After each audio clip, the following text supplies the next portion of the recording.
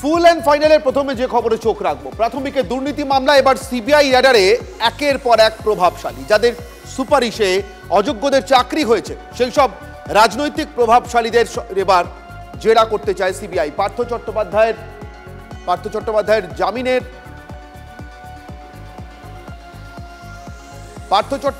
জামিনের শুনানিতে জানালো সিবিআই, বিকাশ ভবনের ওয়্যারহাউস থেকে পাওয়া প্রাথমিকে ফেল করা ৩২১ জনের প্রার্থী তালিকায় প্রভাবশালীদের নাম, তাদেরই এবার জিজ্ঞাসাবাদ করা হবে বলে জানিয়েছে সিবিআই। ৩২১ জন অযোগ্যর মধ্যে চাকরি পেয়েছে ১৩৪ জন, তাদেরও জিজ্ঞাসাবাদ করা হবে বলে আদালতে জানিয়েছে কেন্দ্রীয় গোয়েন্দা সংস্থা। কথা বলবো আমাদের প্রতিনিধি সুজয়ের সঙ্গে। সুজয়, বিস্তারিত জানতে চাইবো তোমার কাছ থেকে এই সম্পর্কে। দেখো, পার্থ চট্টোপাধ্যায়ের জামিন মামলার আজকে শুনানি ছিল, যেখানে সিবিআই আজকে দুটি নতুন তথ্য নিয়ে আসে, যার মধ্যে আমাদের যে শো ফুল অ্যান্ড ফাইনাল, এই প্রথম সিবিআই ফুল ফাইনালি জানালো যে পার্থ চট্টোপাধ্যায়ের নির্দেশেই প্রাথমিকের যে ওয়ে মার্কশিট, যারা চাকরি দিয়েছিলেন, পরীক্ষা দিয়েছিলেন, সেই ওয়ে মার্কশিট নষ্ট করা হয়েছিল। এই প্রথম সিবিআই কোনো আদালতে বা প্রকাশ্যে এই তথ্য আনলো বা স্বীকার করলো যে এই নির্দেশটা পার্থ চট্টোপাধ্যায় থেকে গিয়েছিল। দ্বিতীয় যে পয়েন্ট বা দ্বিতীয় যে তথ্য আদালতের সামনে আজকে সিবিআই নিয়ে আসে, যে বিকাশ ভবনের ওয়্যারহাউস থেকে যে তারা ৩২০ জনের প্রার্থী তালিকা পেয়েছিলেন, সেখানে তারা প্রচুর রাজনৈতিক প্রভাবশালীদের নাম পেয়েছিলেন, যারা রেকমেন্ড করেছিলেন পার্থ চট্টোপাধ্যায়কে যে তাদের প্রার্থীদের যেন চাকরি হয়ে যায়। অর্থের বিনিময়ে সেই চাকরির সুপারিশ দেওয়া হয়েছিল কিনা সেটাও সিবিআই আদালত সামনে নিয়ে আসে। কিন্তু এবার সিবিআইয়ের আইনজীবী, সিবিআইয়ের তরফ থেকে সরকারি আইনজীবী যিনি ছিলেন, তিনি আদালতের সামনে বিচারকের কাছে জামিনের বিরোধিতা করে বলেন যে তাদের এখনও তদন্ত চলছে এবং যে প্রার্থীদের তালিকা তারা পেয়েছিলেন বিকাশ ভবনের ওয়্যারহাউস থেকে, সেখানে যে সমস্ত রাজনৈতিক প্রভাবশালী বা রাজনৈতিক নেতাদের নাম রয়েছে তাদেরকে এক্সামিন করা বাকি, অর্থাৎ তাদেরকে জিজ্ঞাসাবাদ করা বাকি। এই পরিস্থিতিতে যদি জামিন দিয়ে দেওয়া হয় পার্থ চট্টোপাধ্যায়কে, তাহলে তদন্ত ব্যাহত হবে। একই সঙ্গে যে ৩২১ জন প্রার্থীদের তালিকা তারা পেয়েছিলেন, তাদের মধ্যে প্রায় ১৩০ জনের বেশি যাদের চাকরি হয়ে গিয়েছিল পার্থ চট্টোপাধ্যায়ের মাধ্যমে, মানিক ভট্টাচার্যের মাধ্যমে, তাদেরকেও জিজ্ঞাসাবাদ করা বাকি। তুমি আমাদের সঙ্গে থাকো সুজয়, তুমি আমার সঙ্গে থাকো, আমি তোমার কাছে ফিরবো। এই মুহূর্তে বিকাশ রঞ্জন ভট্টাচার্য, বিশিষ্ট আইনজীবী, আমাদের সঙ্গে রয়েছেন। বিকাশবাবু দীর্ঘদিন ধরে এই বঞ্চিত চাকরি প্রার্থীদের মামলাগুলো লড়েছেন, যারা যোগ্য হওয়া সত্ত্বেও বঞ্চিত হয়েছেন বলে তাদের দাবি ছিল। আমি বিকাশবাবু আপনার কাছ থেকে যেটা জানতে চাইবো, পার্থ চট্টোপাধ্যায়ের জামাই কল্যাণময় ভট্টাচার্য তিনি রাজসাক্ষী হলেন এবং তার অভিযুক্তের তালিকা থেকে নাম বাদ পড়লো, তারপর একটা নতুন ধরনের তৎপরতা সিবিআইয়ের কাছ থেকে আমরা দেখতে পাচ্ছি। তাহলে কি ধরে নেব তদন্তের ক্ষেত্রে, আপনি যেহেতু দীর্ঘদিন ধরে মামলাগুলো দেখছেন, বেশ কিছু মামলার সঙ্গে আপনি সরাসরি নিজে আইনজীবী হিসেবে যুক্ত, তাহলে কি ধরে নেবো যে এই একজন রাজসাক্ষীর ভরসায় সিবিআই এতদিন বসেছিল, কেউ রাজসাক্ষী হলে তবে তদন্তের কাজটা এগোবে? সেটা আশঙ্কা করার কারণ আছে। এখন হয়তো রাজসাক্ষী যে সমস্ত তথ্য দিয়েছে, এই সমস্ত তথ্য বার করবার জন্য যে তৎপরতা সিবিআইয়ের পক্ষ থেকে আমরা আশা করি, সেটা দেখাতে তারা হয়তো ব্যর্থ হয়েছিলেন সাময়িকভাবে, তো নিঃসন্দেহে। এবং এখানেই আমরা যেটা আশঙ্কা করি, যেটা রাজনৈতিক প্রভাবের কোনো ব্যাপার থাকলেও থাকতে পারে। যাই হোক, এখন যখন তারা তথ্য পেয়েছেন, সমস্ত তথ্য সামনে নিয়ে আসুন। এটা শুধু একমাত্র পার্থর কাজ নয়। পার্থ তো শিক্ষামন্ত্রী, তিনি কি মুখ্যমন্ত্রী নির্দেশ বিনা কোনো কাজ করতে পারেন না, করেন উনি। এই সত্যটা যত দ্রুত সামনে আসে ততই সমাজের পক্ষে মঙ্গল। বিকাশবাবু, এখানে আপনার কাছে আমার দ্বিতীয় প্রশ্ন, এই পার্থ চট্টোপাধ্যায়, মানিক ভট্টাচার্য, কুন্তল, এই কয়েকটা নামের বাইরে তদন্ততে নতুন করে নাম আসছে না। যে নামগুলো এসছিল, যে নামগুলোকে নিয়ে আরও বেশি এগোনো যেত, যে নামগুলোর সঙ্গে এমন অনেক মানুষের নাম চার্জশিটে যুক্ত হয়ে আছে যাদের সম্পর্কে বিস্তারিত চার্জশিট থেকেও জানা যাচ্ছে না, মানে তারা কোথায় থাকেন, তাদের বাবার নাম কি। সাধারণভাবে যে কোনো ক্রিমিনাল মামলাতে যেটা উল্লেখ করাটা থানাতে ডায়েরি করতে গেলেও বাধ্যতামূলক, সিবিআই এর চার্জশিটে সেই বাধ্যতামূলক জিনিসগুলো পাওয়া যাচ্ছে না। এটা কি পাওয়ার কোনো সম্ভাবনা তৈরি হলো? বটেই তো। এখন তো বিচারকদের দায়িত্ব খানিকটা আছে। বিচারকদের এই যাদের প্রসঙ্গ এসে গিয়েছে চার্জশিটে, তাদের সম্পর্কে জিজ্ঞাসাবাদ করার জন্য সিবিআই কে নির্দেশ দেওয়া এবং সিবিআই কে বাধ্য করা জিজ্ঞাসাবাদ করে আরো তথ্য হাজির করা, এটা তো তদন্তকারী সংস্থা যেটুকু তদন্তের রিপোর্ট দিয়েছেন তার উপর ভিত্তি করে বিচারকরাও এটা নির্দেশ দিতে পারেন। অনেক ধন্যবাদ বিকাশ রঞ্জন বাবু আমাদের সঙ্গে কথা বলবার জন্য। বিকাশ রঞ্জন ভট্টাচার্য, বিশিষ্ট আইনজীবী, আমাদের সঙ্গে ছিলেন। বিশেষ করে এই বঞ্চিত চাকরি প্রার্থীদের মামলাগুলো যিনি দীর্ঘদিন ধরে লড়েছেন এবং এখনো পর্যন্ত লড়ে চলেছেন। আমি আরও একবার কথা বলবো আমাদের প্রতিনিধি সুজয়ের সঙ্গে। সুজয়, বিকাশ রঞ্জন বাবুর বক্তব্য আমরা শুনছিলাম।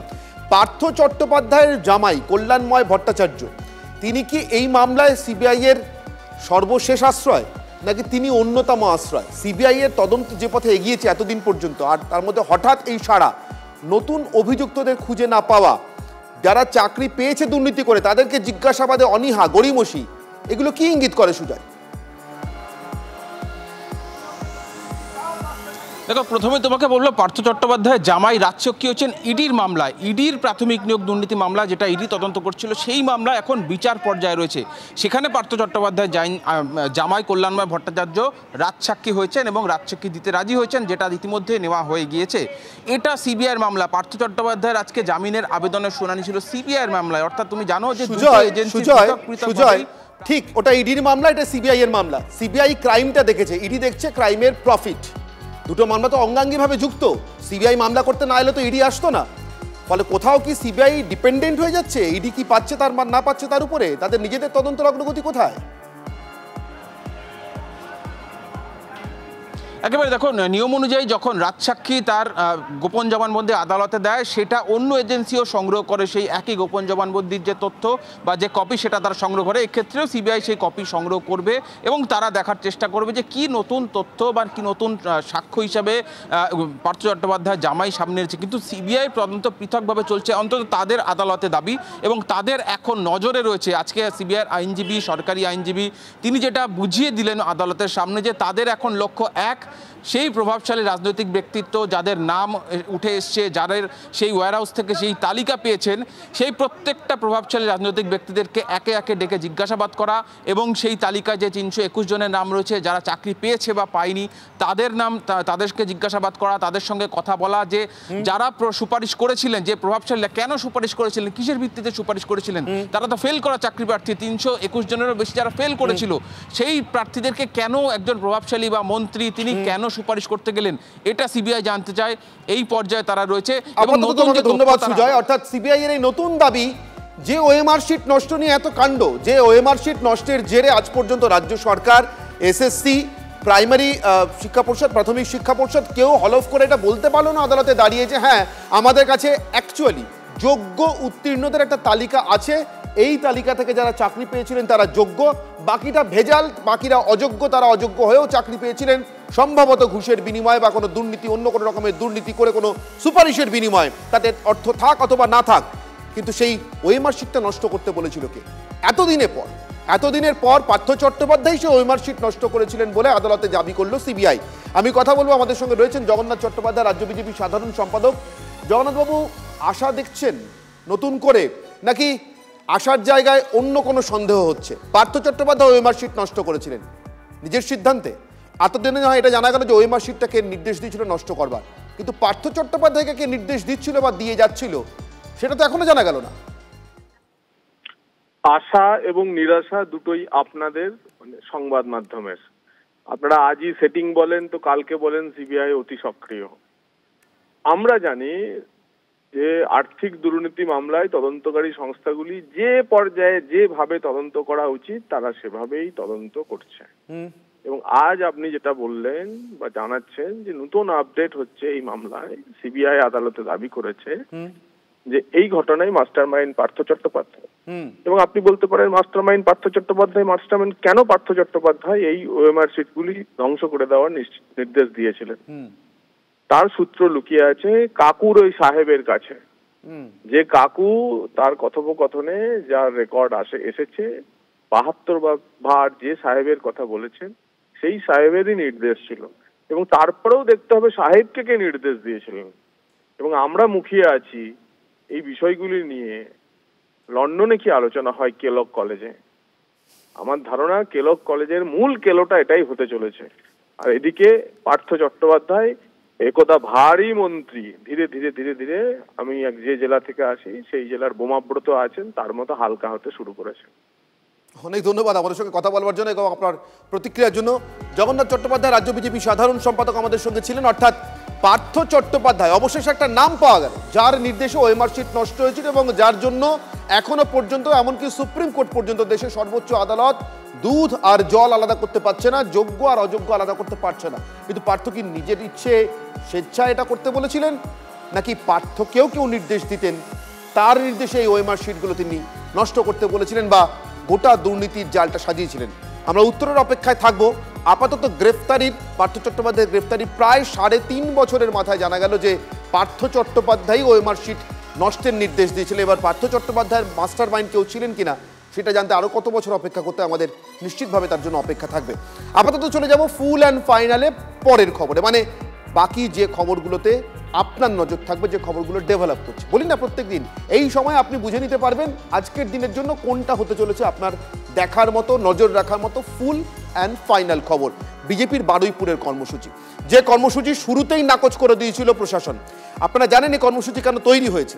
এই কর্মসূচি নতুন করে নেওয়া হয়েছে একটাই কারণে, শুভেন্দু অধিকারী যেদিনকে বারুইপুরে যান সেদিনকে তার নেওয়া অনুমতি সত্ত্বেও, অর্থাৎ পুলিশ প্রশাসনের অনুমতি থাকা সত্ত্বেও সেখানে রাস্তায় জায়গায় জায়গায় তৃণমূল কংগ্রেসের কর্মী সমর্থকরা গোলযোগ পাকান, বাধা দেন বলে শুভেন্দু অধিকারীর তরফ থেকে অভিযোগ ওঠে এবং রাস্তায় বিভিন্ন জায়গাতে কার্যত দুই গোষ্ঠীর মধ্যে বা দু দলের কর্মী সমর্থকদের মধ্যে রীতিমতো লড়াইয়ের মেজাজ দেখতে পাওয়া যায়, রীতিমতো যুদ্ধ চলে কিছু কিছু জায়গায়, রণক্ষেত্রে চেহারা নেয় বারুইপুর।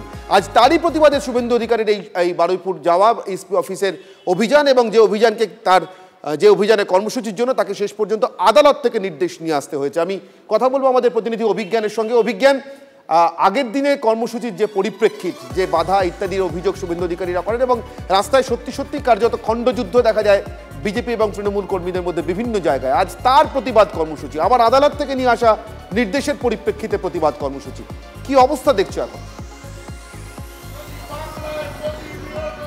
দেখো, তোমাকে আমি শুরুতে আমার ক্যামেরাম্যান সৌভিককে দেখাতে বলবো যে গত 19 তারিখে কিন্তু ঠিক এইভাবেই কিন্তু মঞ্চ বাঁধা হয়েছিল শুভেন্দু অধিকারীর জন্য। সেই মঞ্চতে শুভেন্দু অধিকারী রাজমার্গ থেকে মিছিল সহকারে বিধায়কদের নিয়ে এসে এখানে বক্তব্য রাখার কথা ছিল, কিন্তু তৃণমূল কংগ্রেসের দুটি পথসভা ছিল, যে পথসভার কারণে শুভেন্দু অধিকারী কনভয়ে সেখানে বিক্ষোভের মুখে পড়তে হয়েছিল, কালো পতাকা দেখানো হয়েছিল, দফায় দফায় এমন বিক্ষোভ সেখানে দেখানো হয়েছিল যে কারণে শুভেন্দু অধিকারী তার নির্দিষ্ট যে তার রাজনৈতিক কার্যক্রম ছিল তাকে বাতিল করতে হয়েছিল। পরে তিনি 27 তারিখে এখানেই সভা করার কথা বলেছিলেন, কিন্তু বারুইপুর জেলা পুলিশের পক্ষ থেকে সেই সভার কিন্তু অনুমতি দেওয়া হয়নি। শেষমেশ হাইকোর্টের নির্দেশে শর্ত সাপেক্ষে কিন্তু সভা হতে চলেছে। এখন ঘড়ির কাঁটা প্রায় 2টোর বেশি হয়ে গিয়েছে, 2:10-15, এবং এর কর্মী সমর্থকরা বা স্থানীয় নেতা যদি কেউ থাকেন অভিজ্ঞান, যারা এই তত্ত্বাবধানের দায়িত্বে আছেন আজকের কর্মসূচি, তাদের কারোর সঙ্গে কথা বলা যায়?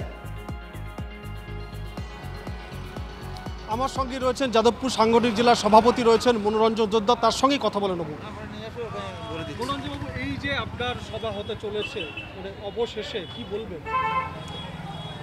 দেখুন, এই সভাটা করতে হচ্ছে এখানে শেষ পর্যন্ত মহামান্য কলকাতা হাইকোর্টের কাছ থেকে অনুমতি নিয়ে। গত 19 তারিখে আমাদের এখানে ভারতীয় জনতা পার্টির কার্যক্রম ছিল। মাননীয় শুভেন্দু অধিকারী মহাশয় সহ ভারতীয় জনতা পার্টির বিধায়করা বারুইপুর পশ্চিম বিধানসভায় এসেছিলেন। আমাদের এখানে কার্যক্রম ছিল, সেই কার্যক্রমটি হলো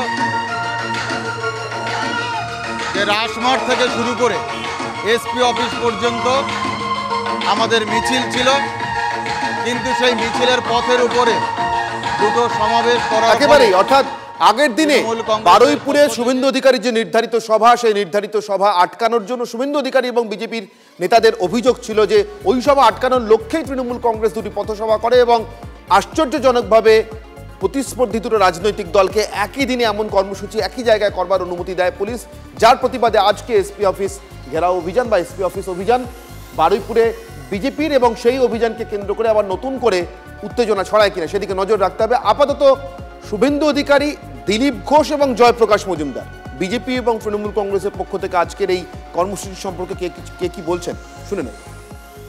বারুইপুরে দেখা হবে 78তম হাইকোর্টের অর্ডারে জ্যোতিবাবু স্বর্গত, বুদ্ধবাবু স্বর্গত, এরা কোনোদিন মমতা ব্যানার্জিকে এভাবে আটকায়নি। আমার মনে পড়ছে না মমতা ব্যানার্জি হাইকোর্টে গিয়ে কোনো কর্মসূচি করেছে। নতুন বাংলা, আশা করছি ভোট আস্তে আস্তে 100 পেরিয়ে যাবে হাইকোর্টে যাওয়া। 78 হয়ে গেছে, আর 22টা বাকি আছে। ভয়ঙ্কর অবস্থা। মিছিল করতে গেলে, মিটিং করতে গেলে হাইকোর্টে যেতে হয়। তবে এটা সিপিএম এর ক্ষেত্রে অ্যাপ্রোপ্রিয়েট নয়, বিধিম তো। সাইনবোর্ড কংগ্রেসের ক্ষেত্রেও লাগে না, এসইসিরও লাগে না, শুধু বিজেপি, অনলি বিজেপি। কোর্টে যদি গিয়ে পারমিশন নিয়ে আসতে হয় তাহলে পুলিশ প্রশাসন এই নিকম্মাগুলো কী জন্য আছে? নপুংসক পুলিশ যাদের ক্ষমতা নেই একটা ডিসিশন নেওয়ার, একটা সুরক্ষা দেওয়ার। মমতা ব্যানার্জি কি সব ডিসিশন নেবেন? থানার পুলিশ কী করবে সেটা মমতা ব্যানার্জি বলে দেবেন। থানার পুলিশের কাছে পারমিশন বলে এসপির কাছে যান, তো তুমি চাকরি ছাড়ো না। এরকম অযোগ্য লোকগুলো কেন রেখেছে? পুলিশ প্রশাসন যাতে এখানে সুষ্ঠুভাবে সব কার্যক্রম হয় তার দেখার দায়িত্ব। সেই জন্য তাকে আমরা ইনফর্ম করি, দাদা এই প্রোগ্রাম আছে আপনারা দেখুন যাতে অসুবিধা না হয় কারো। তো তারা আটকাবার জন্য পুলিশ আছে নাকি? তার জন্য কোর্টে যেতে হয়। তাহলে সরকারটাকে লোক এত খরচা করে কেন চয়ন করেছে, কেন নির্বাচিত করেছে? পদত্যাগ করা উচিত। আর আমার মনে হয় সেই জন্য 26 পর্যন্ত লোক অপেক্ষা করছে, এর বিসর্জন দেবে।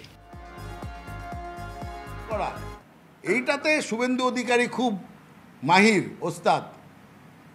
তো পুলিশ সেই জন্যে বাধা দেয়। উনি যান কোর্টে, আর কোর্ট থেকে তখন তাকে স্ট্রিকচার দিয়ে অনুমতিটা দেওয়া হয়, এই কাজ করা যাবে না, তারপরে আপনি মিছিল করুন। সুতরাং ঠিকই আছে, এর ভবিষ্যতেও তাই হবে, কারণ ওকে এই স্ট্রিকচারের মধ্যে দিয়েই করতে হবে। উস্কানিমূলক কথা বলা যাবে না, সমাজে গণ্ডগোল হয় এমন কিছু করা যাবে না। একটা সময় থাকবে নির্দিষ্ট সংখ্যক লোক থাকবে। রাজ্যে বিধানসভা নির্বাচন পিছিয়ে গেছে, লোকসভা নির্বাচন পিছিয়ে গেছে, শুনেছেন এরকমটা? না, এমনটা হয় না। পঞ্চায়েত নির্বাচনের দিনক্ষণ নিয়ে কিছু টানাপোড়েন প্রায় প্রত্যেকবারই তৈরি হয়, কিন্তু পিছিয়ে যায় না। মানে অন্তত এবছর হলোই না, পরের বছর হবে, এমনটা হয় না। হ্যাঁ, কিছু কিছু ক্ষেত্রে, বেশ কিছু পুরসভার নির্বাচনের ক্ষেত্রে এমনটা হয়। এবছরও এমন বেশ কিছু পুরসভা আছে, হাতের কাছে তো হাওড়া কর্পোরেশনই আছে। কিন্তু তা বলে কলেজে, রাজ্য জুড়ে দিনের পর দিন, বছরের পর বছর নির্বাচন বন্ধ। আদালতও কিন্তু এবার রীতিমতো বিস্মিত হলো। কলেজের নির্বাচন নিয়ে অবস্থানটা কি জানাতে বললো রাজ্য সরকারকে। কি পদক্ষেপ করবে উচ্চশিক্ষা দপ্তর জানতে চাইলো হাইকোর্ট, এবং সেটা এমনি এমনি নয়, মানে মুখে মুখে এসে কেউ জানিয়ে যাবেন আইনজীবীরা এসে, এমনটা না। একেবারে হলফনামা দিয়ে বলতে হবে, মানে হলফ করে বলতে হবে মহামান্য আদালত অমুক দিন এটা করব বলে ঠিক করেছে, অথবা নির্বাচন করবই না এমনটা ঠিক করে রেখেছি। জানতে চাইবো আমাদের প্রতিনিধি শ্রাবন্তীর কাছ থেকে। শ্রাবন্তী আমাদের সঙ্গে রয়েছেন কলকাতা হাইকোর্ট থেকে। শ্রাবন্তী, জানতে চাইবো তোমার কাছ থেকে কি বললেন আজকে আদালত? অনেকক্ষণ 2013 থেকে কলেজের নির্বাচন বন্ধ রয়েছে এবং প্রধান বিচারপতির পর্যবেক্ষণ বহু ক্ষেত্রে দেখা গেছে যে কলেজ নির্বাচন সময় হচ্ছে না, এটা ছাত্রছাত্রীদের মনে একটা ক্ষোভ তৈরি করে। তিনি একাধিক কলেজের উদাহরণ দেন এবং তার বক্তব্য সময়ে এই নির্বাচন কেন হচ্ছে না সেটা তার কাছে স্পষ্ট নয়। রাজ্য সরকারের একটা অবস্থান নেওয়া উচিত। এই ধরনের কলেজের নির্বাচন যখন হয় তখন শেষ পর্যন্ত বারবার রাজ্য সরকার সময় চায় এবং একেবারে শেষ পর্যায়ে যখন আর পরিস্থিতি নিয়ন্ত্রণ হয় না, শেষমেশ আসতে হয় আদালতে। উচ্চশিক্ষা দপ্তরকে দ্রুততার সাথে জানাতে নির্দেশ দেওয়া হয়েছে যে কবে এই কলেজ নির্বাচন নিয়ে তারা কি ভাবছে। তার কারণ আজকে রাজ্য সরকারের কাছে ফের তাদের বক্তব্য ছিল যে তারা আরো কিছুটা সময় চান এবং এটা প্রসেসের মধ্যে রয়েছে। এরকম ভাবে প্রসেসের মধ্যে আদতে কতদিন থাকবে? 2 দশক নির্বাচন স্তব্ধ হয়ে গেছে। এ নিয়ে হায়ার এডুকেশন দপ্তর কি ভাবছে সেটা নিয়ে 3 সপ্তাহের মধ্যে হলফনামা পেশের নির্দেশ দেওয়া হয়েছে প্রধান বিচারপতির তরফ থেকে। এই মুহূর্তে যে খবরে চোখ রাখবো, কোচবিহারেও এবার পানীয় জলের দাবিতে রীতিমতো বিক্ষোভ, পথ অবরোধ এবং উত্তপ্ত হয়ে ওঠে দিনহাটার পরিস্থিতি। অবরোধস্থলে গিয়ে পিএইচই অর্থাৎ জনস্বাস্থ্য আধিকারিকদেরকে ফোন করে 1 ঘন্টার মধ্যে জল সরবরাহ স্বাভাবিক করবার জন্য নির্দেশ দেন মন্ত্রী উদয়ন গুহ।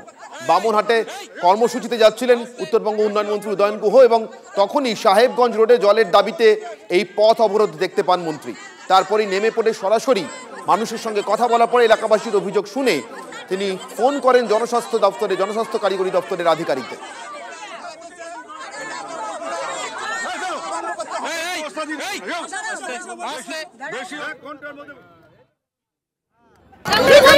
যেখানে যেখানে টিউবওয়েল খারাপ আছে সেই টিউবওয়েল গুলোকে মানে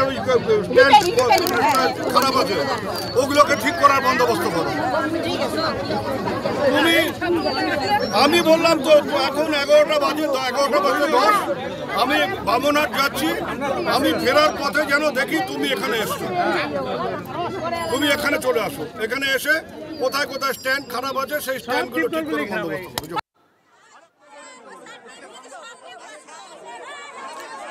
বিক্ষোভকারীরা যারা পথ অবরোধ করেছিলেন, যাদের অবরোধ দেখে মন্ত্রী নেমে পড়েন গাড়ি থেকে, শুনে নেব তারা কি বলেছিলেন। আমরা কোনো সময় দিতে পারবো না, আমাদের 2-1 আমাদের জল চাই। এই সমস্যা কতদিন থেকে? এই সমস্যা 1 বছর থেকে দেখতেছি যে টিউবওয়েলে কোনো সময় জল আসে আর একদিন জল আসে 1 মাস জল নেই। মুখ দিয়ে গেলে কেমন করে থাকবে বলুন তো? আমাদের অনেক দিন থেকে জল নেই, আমরা মানে মরার দশায় চলছে আর কি। হ্যাঁ, এখন সেই জল তাড়াতাড়ি যেন ব্যবস্থা করে, আমরা এটির জন্য অবরোধ করতেছি এখানে। এই ছিল আজকের ফুল এন্ড ফাইনাল, সঙ্গে থাকুন।